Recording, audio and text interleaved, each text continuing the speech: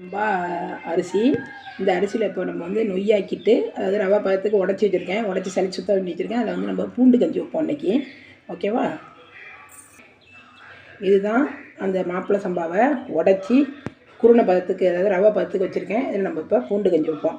இப்போ நம்ம ஒரு வீசம், அதாவது இந்த சின்ன படி இருக்குல்ல, அந்த 200 கிராம் படி, 200 கிராம் பிடிக்குள்ள அந்த படியால் ஒன்று எடுத்துருக்கேன். இதெல்லாம் 5 தண்ணி ஊற்றுவோம். அப்புறம் தேங்காய் பால் வேறு கடைசியில் ஊற்றுறதுனால தேவையான பொருள் பார்ப்பப்பா. அதாவது மாப்பிள்ளை சம்பா ரவை மாதிரி உடைச்ச நொய், அதுக்கு தேவையான பொருள் வந்து பூண்டு ஒரு 50 பல் பூண்டு எடுத்துக்குவோம். டேஸ்ட் அப்போ தான் நல்லாயிருக்கும் கண்டிப்பாக. ஏன்னா நம்ம சுகர் பேஷண்ட்லாம் இருந்தால் அவங்களுக்கு கொடுக்கலாம் அப்படிங்கிறதுனால வெந்தயமும் நம்ம சேர்த்துக்கணும் அதில். இது வெந்தயம். அடுத்தது ஒரு தேங்காய் உடச்சி அதில் பால் எடுத்துக்கணும். கஞ்சை வச்சு முடிச்சுட்டு கடைசியாக ஊற்றி நம்ம வந்து சாப்பிடும்போது ரொம்ப டேஸ்ட்டாக நல்லாயிருக்கும். குடல் புண்ணு, வாய் புண்ணு இதுக்கெல்லாம் நல்லதுங்கிறதுனால அடிக்கடி தேங்காய் பால் சேர்த்துக்கிறது நல்லது. தேங்காய் பால் வந்து கொதிக்கும் போது நம்ம வந்து யூஸ் பண்ணாமல் கஞ்சியை வச்சு முடித்து இறக்கி வச்சு ஊற்றி கலக்கி இது நம்ம சாப்பிட்ணும். ஓகேவா?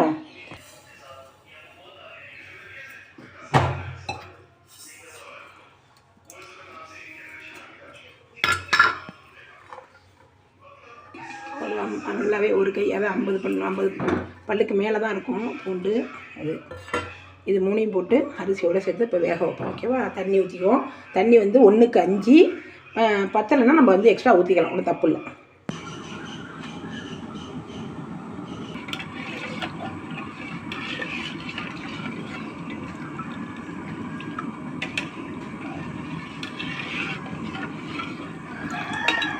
கைப்பிடி பாசிப்பயிறு போட்டுக்கோங்க அதில். ஓகே. நல்லா திக்காக தேங்காய் பால் எடுத்துகிட்டு ஒரு டம்ளர் கடைசியாக தேங்காய் பால் எடுப்போம். கடைசியாக அதை வந்து கஞ்சியில் கலந்து குடிச்சிட வேண்டாம். கஞ்சி சூப்பர் ரெடி ஆகிடுச்சி. இதான் இவ்வளோதான். அருமையாக வெந்தயம், பூண்டு, அரிசி, பாசிப்பயிறு எல்லாமே நல்லா சூப்பராக ஃபைனாக வந்துருச்சு. இந்த டைமில் நம்ம வந்து உப்பு, தேங்காய் பால் கலந்து எல்லாருமே வீட்டில் குழந்தைங்கள்லேருந்து பெரியவங்க, சுகர் பேஷண்ட் எல்லாருமே தாராளமாக சாப்பிட்லாம். கஞ்சி இறக்கி வச்சு தேங்காய் பால் ஊற்றணும். ஓகேவா? இப்போ இதில் வந்து நான் தேங்காய் பால் அரைச்சி வச்சுருக்கேன். நல்லா திக்கான தேங்காய் பால். இது வந்து டேஸ்ட்டாக இருக்கும். குடல் புண்ணு, வாய் புண்ணு எல்லாத்துக்கும் ரொம்ப நல்லது.